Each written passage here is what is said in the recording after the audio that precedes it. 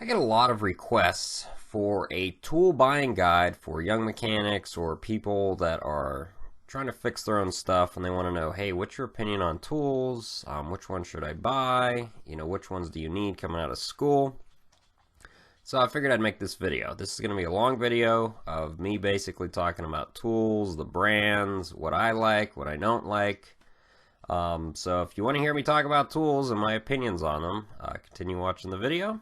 And before we get into the video, I wanted to say thank you to Gary, who sent me a $30 donation this week. And if you would like to send any donations, it's adeptape@yahoo.com on PayPal. Okay, on to the video. Thank you.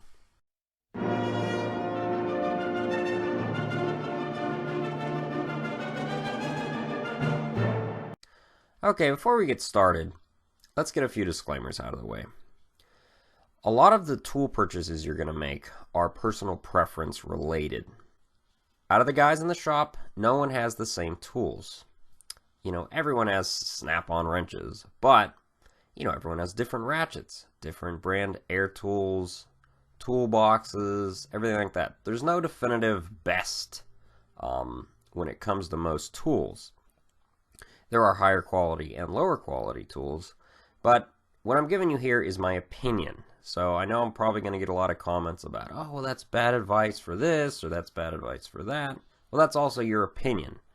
I'm just going to give you my opinion. And since you're watching the video, you probably honor my opinion.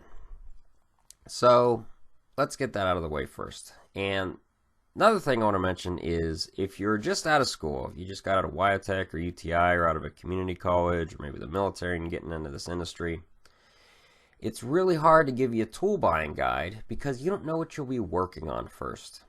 For instance, let's say you get hired as a field mechanic. Well, you don't really need a toolbox then, right? Or a cart because you're going to have a service truck. So telling you about toolboxes isn't going to pertain to you. But that's another problem because you don't know up front what you're going to need. So what I'll do is I'll treat it as, hey, I'm going back in time to basically tell myself what to buy and how to buy it, okay? Okay, so here's one of the main questions I get. What brand is best? Or, hey, should I get Snap-on or Matco or Craftsman or Harbor Freight? I like Snap-on hand tools for the most part. But that's personal preference. Most of your tool choices are personal preference. I like Matco ratchets more than Snap-on ratchets. That's just personal preference. So the prices on all of the four main manufacturers, Snap-on, Cornwell, Matco, and Mac, for let's say a ratchet or a wrench, is going to be pretty close to each other. So get the ones that you like the best. However, with one disclaimer, Snap-on, at least on their hand tools, seems to hold their value more. So if you try to get used or try to sell your tools, you're probably going to get more for them and have to pay more for them if you're going to buy used. But that does not mean that Snap-on wrenches are the best. I like them the best. So let's get on with what actually you need to buy.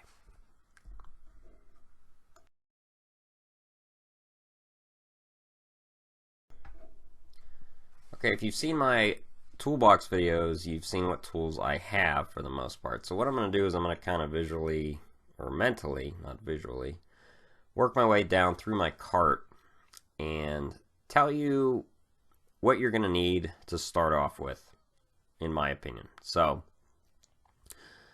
starting on the top, I have ratchets and sockets. So, ratchets. Now, I'm going to tell you first off, if you can, buy used. You can check Craigslist, eBay. Make sure it's not some sketchy, drug addict that's selling you these tools, though. But buy used if you can. If not, if you're coming out of school, you might also have maybe a at-cost discount through the different tool manufacturers. What are you going to need? Well, you're going to need a 1/2-inch ratchet. You're going to need a 3/8 ratchet. You're going to need a 1/4-inch ratchet. And I prefer flex head. If you look at my ratchets, they're pretty much all flex head.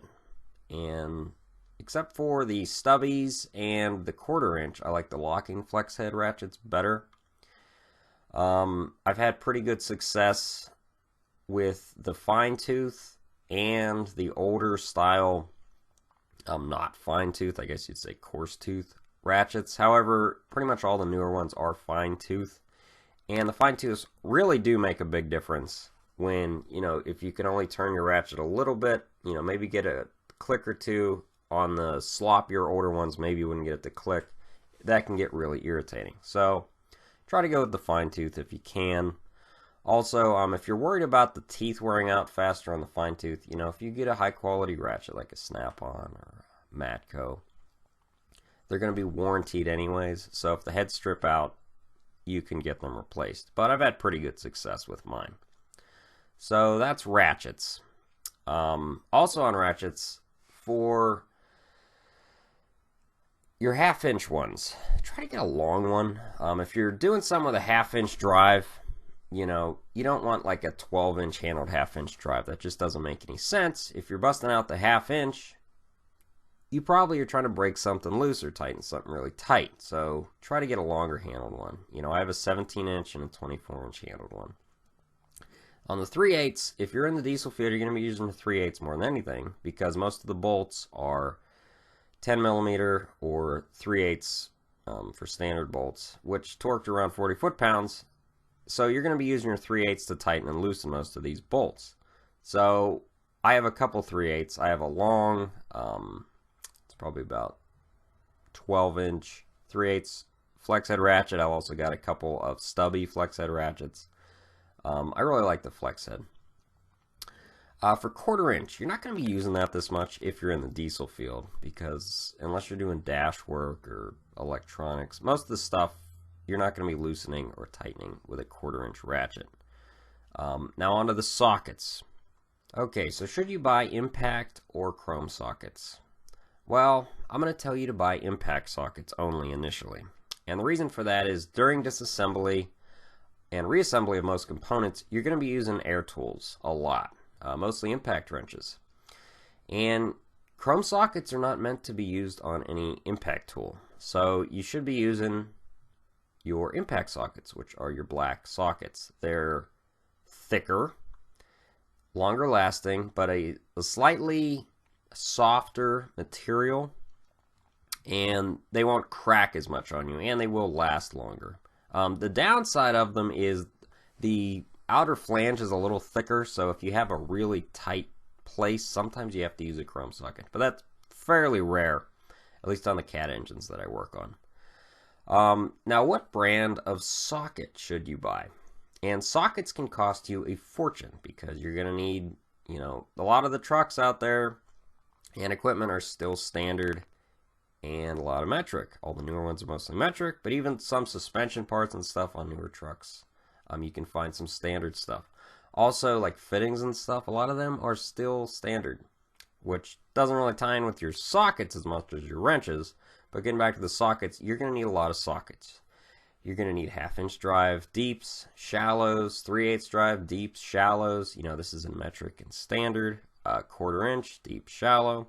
On the 1/4-inch, I would get chrome opposed to the impact, because on 1/4-inch you're probably not going to be using an impact wrench, and if you're using 1/4-inch you're probably on something small or sensitive, and you might need a little bit of extra space that a thinner chrome socket can give you. Now when it comes to buying these sockets, since you're going to be mostly getting impact for your larger sockets, your 1/2-inch, your 3/8, there's a tool brand that I like, and it's not as high quality as Snap-on or Matco, but if you go on Amazon and type in Sunex, S-U-N-E-X, they have impact sets. You can get 3/8 metric, 12-point, 1/2-inch, 3/4, and I've had really good success with them. Now, pretty much all my 3/8 sockets are Snap-on, and I got them through CAT. If you are a CAT mechanic, you can get your tools through them at cost, and most of them are made by Snap-on. But if you're just getting in the field, in this field, and you want to get a wide range of sockets, but you don't want to spend $6,000 on all new Snap-on ones, and you can't find a used set of Matco or Snap-on, check out Sunex. Their prices are really, really good. And then, I've never broken one, but if you do break one for whatever reason, replace it with a snap-on one. But that way you're not shelling out thousands of dollars for socket sets initially. Okay, and like I said, I've had pretty good success with those. Okay, so the next item is pry bars and screwdrivers. So when I first bought screwdriver sets, I bought Craftsman ones. And I like Craftsman tools. I think their sockets are okay. Their ratchets are okay. Same as the wrenches, especially if you go with the professional line. They have a nice finish on them. And the prices are pretty good. But I hate Craftsman screwdrivers. Now I know they're making a more professional line of Craftsman screwdrivers, but the older Craftsman screwdrivers, I hate them. Their Phillips head would always strip out. Their flathead I didn't like, ended up breaking one, just tightening a screw. So I would go with, there's a company called Klein, K-L-E-I-N. And they make some really nice screwdrivers. And you can find those at Home Depot. I believe Lowe's carries those as well. They're electrician screwdrivers. And I've had a few Klein screwdrivers, and I really like them, and I've had pretty good success with them over the years. Now, obviously, you can get screwdrivers from, Matco and Mac as well. But I think you'll find, if you get the high-quality Klein ones, they're pretty nice. And you're going to need Phillips head and flathead in the varying sizes. Now, pry bars. You're going to need pry bars. The brand for pry bars doesn't really matter. You can go to a hardware store, get some pry bars, get varying sizes. You'll find you're gonna be using the larger ones the most, because when you get in an area where you need to pry on something, you'll be getting your 48-inch one out a lot, or your 36-inch one out a lot to pry on stuff. Get a couple handled ones, anywhere from 8 inches all the way up to 36 or 48 inches. Now, as far as brands go, it doesn't really matter. Don't try to get the Harbor Freight ones. I've seen those actually, they'll bend actually. Get them from a hardware store. Get a name brand one from a decent hardware store. You can get them from Snap-on or Matco, obviously, but you're going to pay a lot. There's also a company on Amazon called Mayhew, M-A-Y-H-E-W, and they sell like the Dominator bars, which are huge pry bars. Depending on what you're working on, if you do a lot of tire work, you're going to want a big pry bar like that. You can get them a lot cheaper on Amazon. With free shipping if you have Prime, than you can through a tool truck. Okay, so moving on from that, electrical troubleshooting tools. You're going to need quite a bit of electrical troubleshooting tools, unless you know that you're going to be, let's say, a engine rebuild only guy, or a brake guy, or suspension guy. You're going to need some electrical troubleshooting tools. Now, I'm a big fan of Fluke, and Flukes are expensive, but most electricians, at least like the power generation guys, they love Fluke, and pretty much everyone uses Fluke. I have a Fluke 87. I've had it for like 10 years. It's a great meter. It's expensive though. You're talking about $400 for like a Fluke 87. What else will you need? You'll need a test light. Get a, like a LED test light. If you can, get one on like Amazon, they're a lot cheaper. Get a power probe. Power probes are great for troubleshooting lights, solenoids, things like that. If you don't know what a power probe is, you can look it up, but it's basically a test light that has a power and ground attached to it. So you can plug it into a cigarette lighter, or it comes with clamps. You can clamp it onto a battery terminal. And then with a switch, you have a power and a ground. So if you want to test a relay, you can touch it to the relay, supply it with power, or supply it with ground. You can troubleshoot with it as well, but I'm more of a multimeter troubleshooter. But they're really great for testing light circuits. So get one of those. That'll really help you with lighting, relays, things like that. Let's see. Outside of that, you might want to pick up a infrared gun for testing temperatures. Those come in handy, and they're fairly inexpensive. Get one from Fluke, or you can pick one up for fairly cheap. from a couple different places.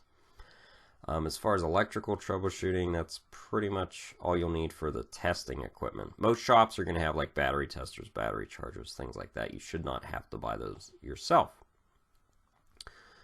So on to wrenches. You're going to need a lot of wrenches. Don't worry about buying stubbies and things like that up front.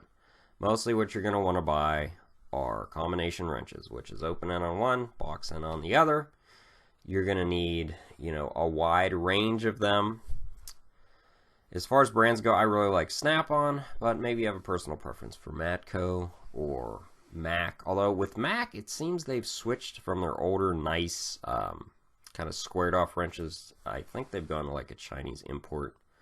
Don't quote me on that, but the ones I've seen replaced from the guys that used to have old Mac wrenches, they seem to be different.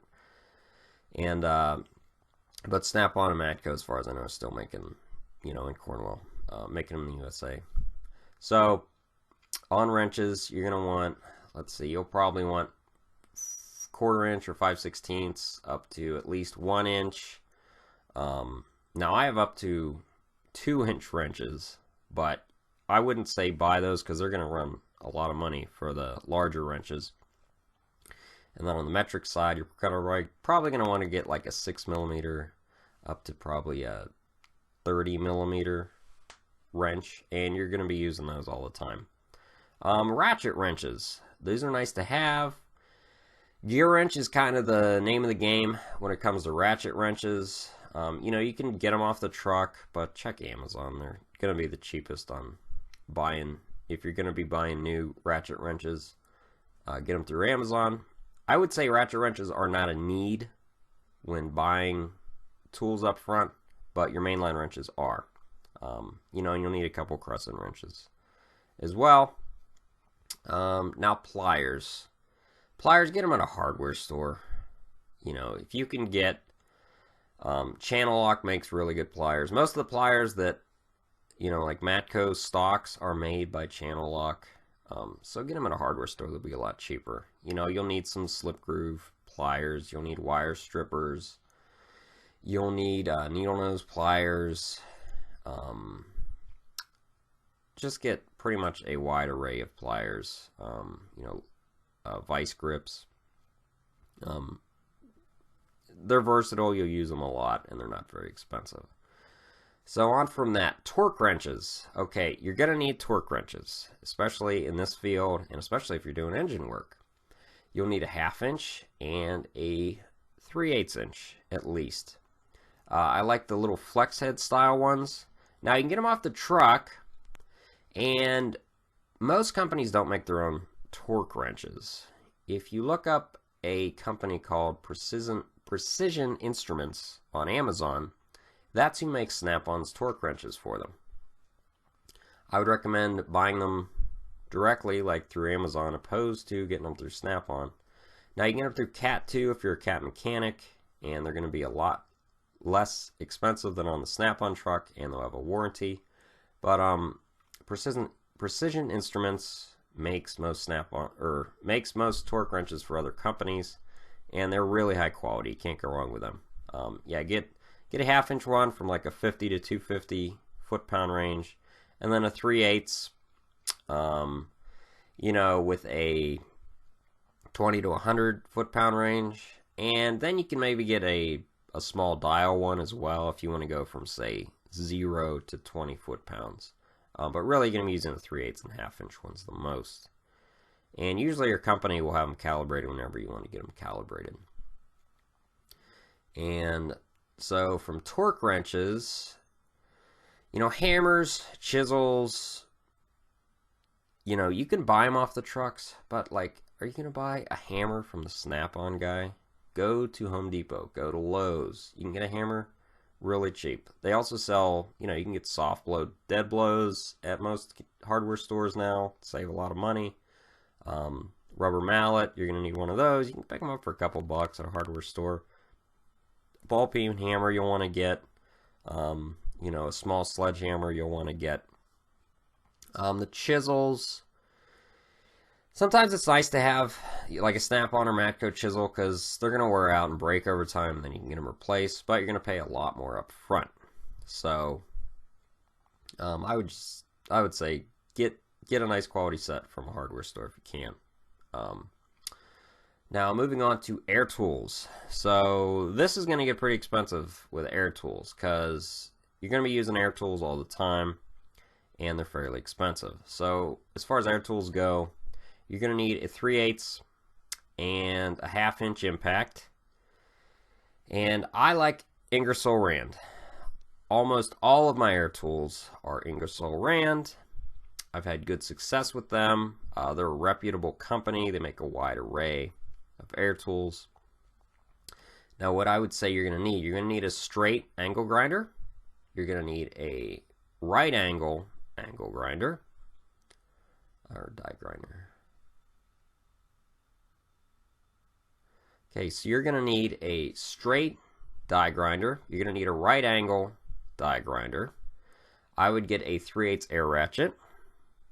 You're going to need a 3/8 impact. I would get the composite 3/8 impact from Ingersoll Rand.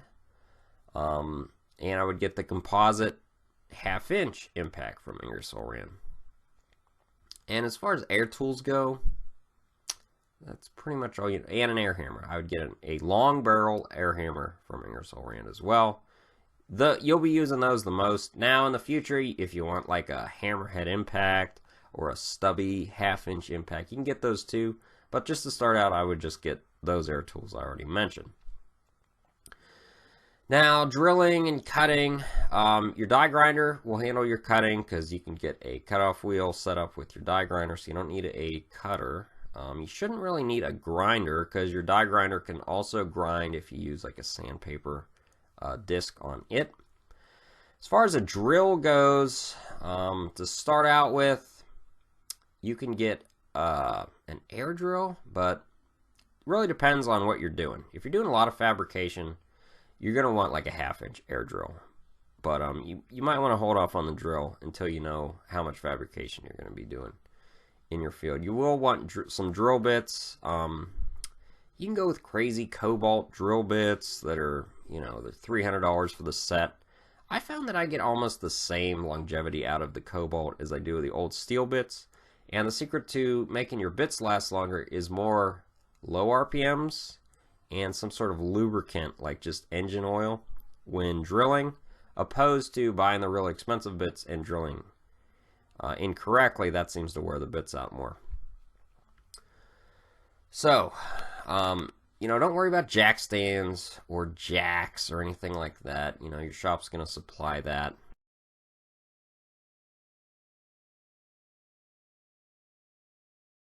Okay, so what about cordless electric impact drivers, electric drill, electric ratchet, and electric nut drivers?